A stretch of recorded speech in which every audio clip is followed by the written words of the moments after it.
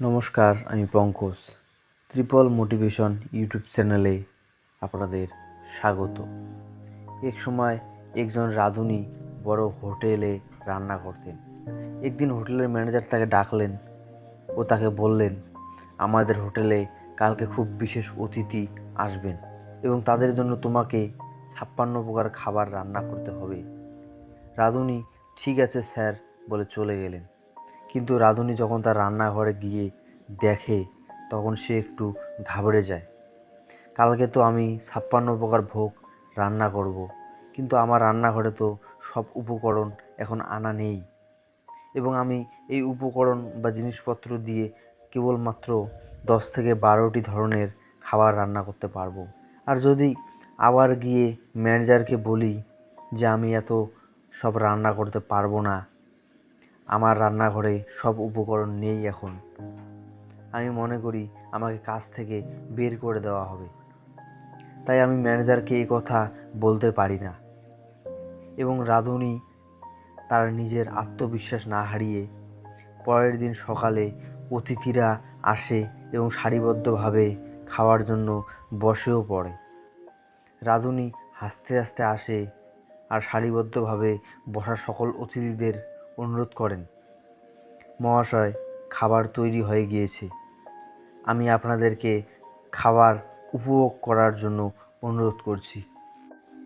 কিন্তু তার আগে আমি এক ধরনের বিশেষ ডাল সবজি ভাত বানাই। সেই ডাল সবজি ভাতের একটু স্বাদ নিলে আপনাদের খাবার রুচি বেড়ে যাবে আর মুখটাও একটু ভালো হবে। তখন আপনারা যা খাবেন তাই দারুণ স্বাদ লাগবে। তাই সবাই বলল, খুব সুন্দর কথা। ম্যানেজার বললেন, তাহলে এটা পরিবেশন করো।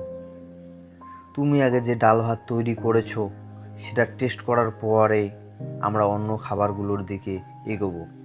ডাল ভাত সবজি পরিবেশন করার পর ওখান থেকে একটা আওয়াজ এলো, আরে ভাই, তোমার হাতের ডাল ভাত সবজি খুব সুস্বাদু হয়েছে, তার কোনো জবাব নেই, আরও একটু আনুন।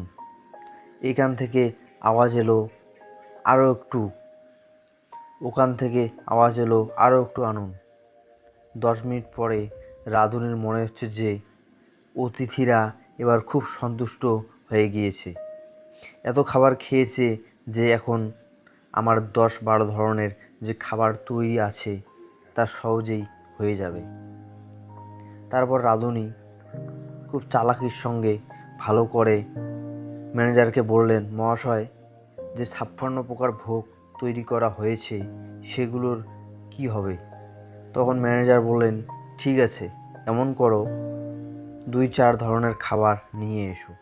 এবং 2-4 প্রকার খাবার তার কাছে তৈরি করা ছিল, সেগুলো নিয়ে আসে আর সে সেই পরিস্থিতিকে সামলে নেয়। সেই রাঁধুনির আত্মবিশ্বাস ছিল যে আমার রান্না করা ডাল ভাত সবজি খেয়ে আর কিছু চাইবে এমনটা হতেই পারে না।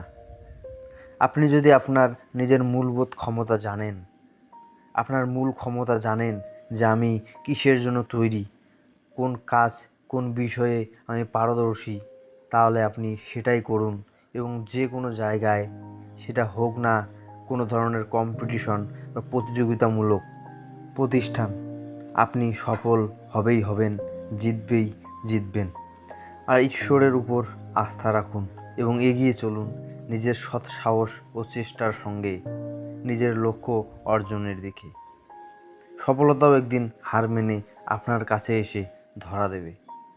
এই ছোট্ট অনুপ্রেরণামূলক ভিডিওটি এর জন্যই। ভিডিওটি ভালো লাগলে অনুরোধ করে লাইক, শেয়ার, চ্যানেলটি সাবস্ক্রাইব করতে ভুলবেন না। ভিডিওটি দেখার জন্য অসংখ্য ধন্যবাদ। ভালো থাকবেন, সুস্থ থাকবেন।